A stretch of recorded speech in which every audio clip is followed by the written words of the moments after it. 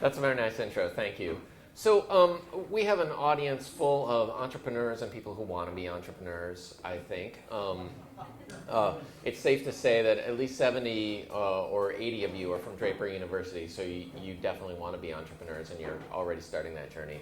And I don't know about the rest of you, but I'm guessing that you're here for the same reason. And you're here to hear from one of the guys who has probably more perspective on technology marketing and technology evangelism and creating great ideas and social media and engagement than a lot of people do, than almost anybody does. So Guy, thanks for taking the time to talk to everybody here. Fine, let's do it. So I want to ask you a bunch of questions about Canva and entrepreneurship and social media and international marketing, because we have a very international crowd here, actually intergalactic if you count the Wookiee in the front row. So I have a lot of questions about that, but I think for me, like where I want to start is like when you were in the same kind of position that most of the people in this audience were in. You know, you're a business school young? student. Yeah, young, exactly. A business school, you know, in business school or thinking about, you know, getting into business for the first time, like, tell us how you got started. Like, I want to know what about your journey. Like, there was a jewelry store or something in there, right? It's a long and not planned story. So I'm from Honolulu, Hawaii, and I went to Stanford. And when I was at Stanford, I met a guy named Mike Boych. And Mike Boych was who became the first evangelist for the Macintosh division of Apple. And we had a great time at Stanford, to put it mildly. And after Stanford, obviously I'm Japanese American. So back then, this is before many of you were born, if you were Japanese American, your parents wanted you to be a doctor or a lawyer or a dentist. And I did not want to stick my hand in people's mouths or bodies, so all that was left was law. And I went to law school at UC Davis for about 2 weeks and quit, because I just hated law school.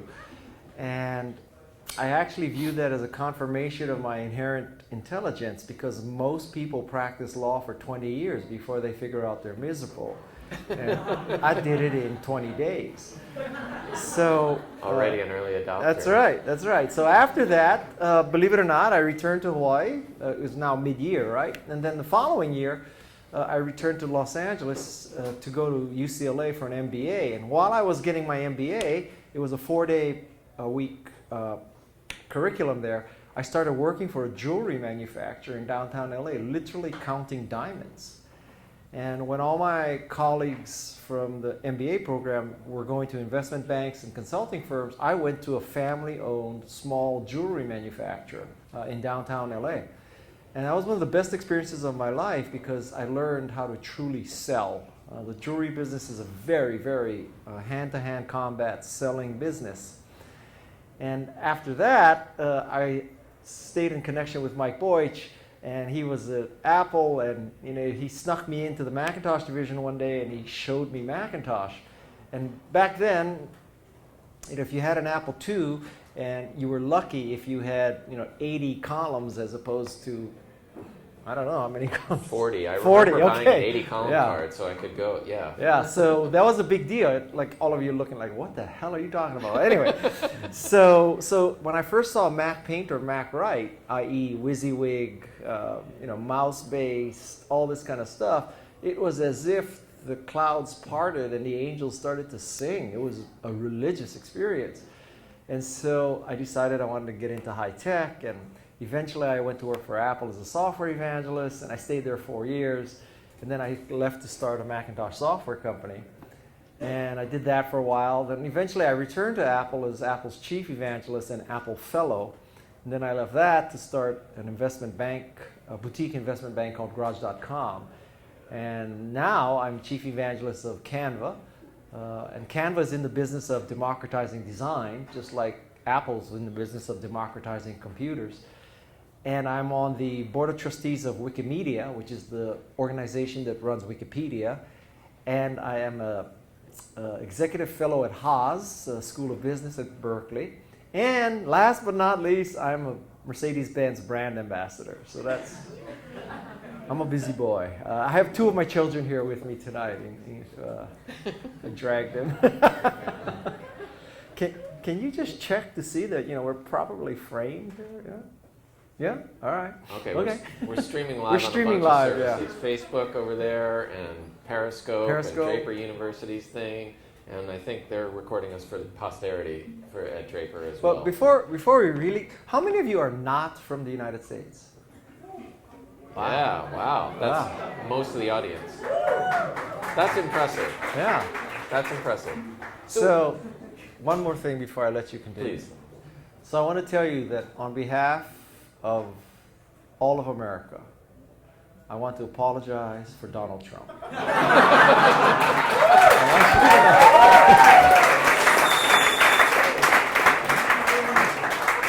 I want you to know that he does not represent most Americans. He's an idiot.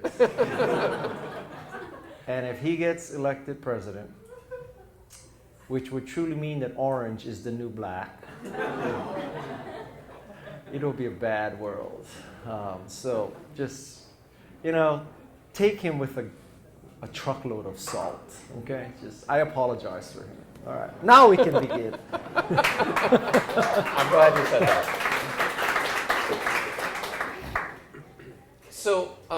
So when you were starting out, you mentioned that I'm interested in a couple phases of that early stage of your career. What did you learn? You said you learned how to sell from the jewelry business. Yes. And then it was very hand to hand. What does that mean? And has that carried forward? Oh. Is it still useful to you in your life? So this is a good entrepreneurial lesson for you, because entrepreneurship can be divided into two simple processes, okay? So somebody's got to make it and somebody's got to sell it. That's it. All the stuff about strategic partnerships and business development and, chief culture officer, all that's bullshit, all right? All you have to do is make it and sell it. And so if you're not an engineer, you better be able to sell. And if you can't sell... Even if you are. Yeah. And if you can't sell, you better be an engineer. That's it. So this is a very valuable skill. And the hand-to-hand combat selling skills that I learned in the jewelry business, because it's a very competitive business, it's competitive because at some level, jewelry is a commodity business. It may be an expensive commodity, i.e. gold and diamonds, but it is 18 karat gold is 18 karat gold, and a diamond along the parameters of clarity, cut, and caratage and all that is a diamond. So it really is about hand-to-hand combat selling, and that is a very valuable skill. That not everything in the world is an A/B test, and not everything in the world is a focus group, and not everything is big data. At some point, you're going to have to press flesh and really cut deals, and that is so important. So you mean you're not just saying one-on-one selling. You mean personal, like you have to get to know the person. and talk to them. Get on face your to face. knees and beg. Yeah, yeah. It is. I think